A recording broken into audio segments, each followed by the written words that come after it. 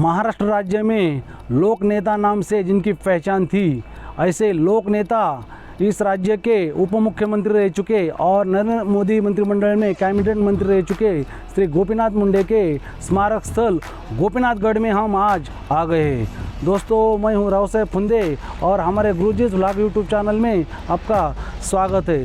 तो दोस्तों, इस वीडियो में हम मुंडे साहब के जन्म से लेके अंत तक की पूरी जानकारी लेने वाले हैं। आप ये वीडियो अंत तक जरूर देखिए। चलिए हमारे साथ, अब हम अंदर चलते हैं।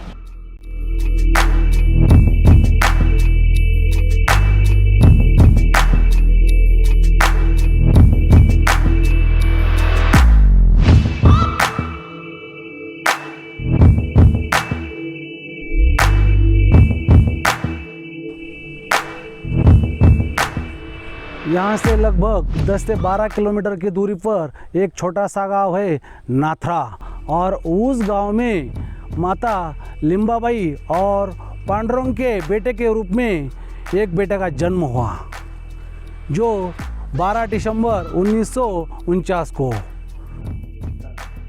साहब की प्राथमिक शिक्षा जिला परिषद नाथरा में संपन्न हुई। इसके बाद उन्होंने अंबाजोगाई के योगेश्वरी शिक्षण संस्था स्वामी तीर्थ महाविद्यालय में अध्ययन किया। उन्होंने वाणिज्य में उपाधि प्राप्त की। शिक्षा लेते समय ही मुंडे साहब आरएसएस के साथ जुड़ गए और देश सेवा का व्रत लेते हुए यहीं से अपने राजनीतिक जीवन की शुरुआत की। गोपीनाथ मुंडे जी का विवाह 21 मई 1978 को प्रज्ञा महाजन के साथ हुआ। गोपीनाथ जी भाजपा के बड़े दिवंगत नेता प्रमोद महाजन के बहनोई थे। एक समय भाजपा में केंद्र में प्रमोद जी और महाराष्ट्र में मुंडे साहब शीर्ष नेता के रूप में कार्य करते थे। मुंडे जी ने 1978 में जिला परिषद चुनाव लड़ा और पूरे राज्य में वह सबसे अधिक वोटों से जीत कर आए थे। गोपीनाथ जी मुंडे 1980 में रेनापुर परली से पहली बार विधानसभा सदस्य चुनकर आए। के दोस्तों, ये वीडियो हम गोपीनाथगढ़ पर ही शूट कर रहे हैं। अब हम मुंडे साहब के राजकीय राजनीतिक प्रवास के बारे में कुछ बात करते हैं। मुंडे साहब अपने पूरे राजकीय राजनीति में सिर्फ 4-4.5 साल ही सत्ता पक्ष में रहे। 1995 को जब यहाँ महाराष्ट्र में सत्ता परिवर्तन हुआ था, उस समय पूरे भारत में कांग्रेस एक अपने उच्च के आयाम पर थी, लेकिन तब शिवसेना प्रमुख बाला साहब ठाकरे और गोपीनाथ मुंडे ने कांग्रेस के खिलाफ पूरे महाराष्ट्र में मोर्चा खोला था, और उसका ये परिणाम था कि 1995 को महाराष्ट्र में शिवसेना भाजपा का गवर्नमेंट आया था। 1995 में जब शिवसेना भाजपा गठबंधन सरकार बना तो गोपीनाथ जी मुंडे साहब उप मुख्यमंत्री बने। उस दौरान महाराष्ट्र में कानून व्यवस्था बेहद खराब थी, लेकिन उन्होंने सफलतापूर्वक कार्य करते हुए आपराधिक सरगनाओं को ठिकाने लगा दिया। मुंडे साहब और भगवानगढ़ का एक अटूट नाता रहा है। साहब भगवान बाबा को अपना दैवत मानते थे।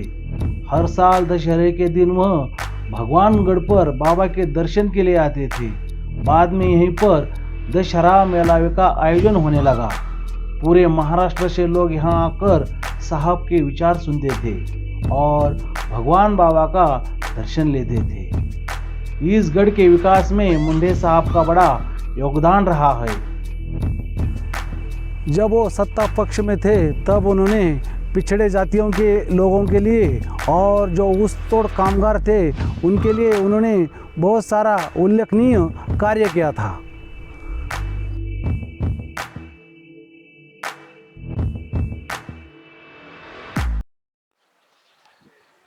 देखिए दोस्तों, अब तो मुंडे साहब भी नहीं रहे और विलासराव भी नहीं रहे। वो दो जाने के बाद महाराष्ट्र में काफ़ी बड़ी दरी निर्माण हुई थी, लेकिन मुंडे साहब के दो कन्याएं पंकजाताई तथा प्रीतमताई और विलासराव देशमुख के दो बेटे, वो दोनों ही महाराष्ट्र के राजनीति में सक्रिय है, समाज की सेवा कर रहे हैं।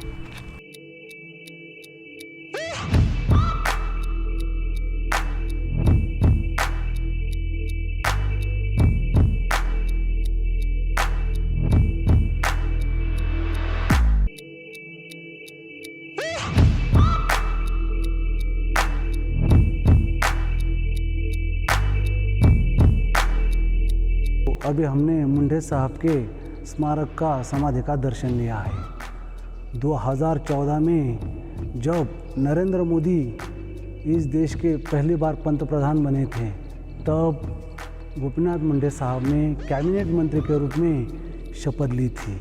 लेकिन उसके कुछ दिन बाद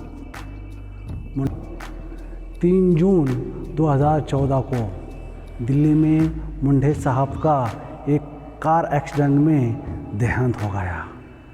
दोस्तों, उस समय पूरे महाराष्ट्र के लोगों के आंखों पर विश्वास ही नहीं हो रहा था। उस समय इसी स्थान पर मैं मुंडे साहब के अंतिम यात्रा में शामिल हुआ था। पूरे एरिया में, पूरे महाराष्ट्र में एक आतंक सा छा गया।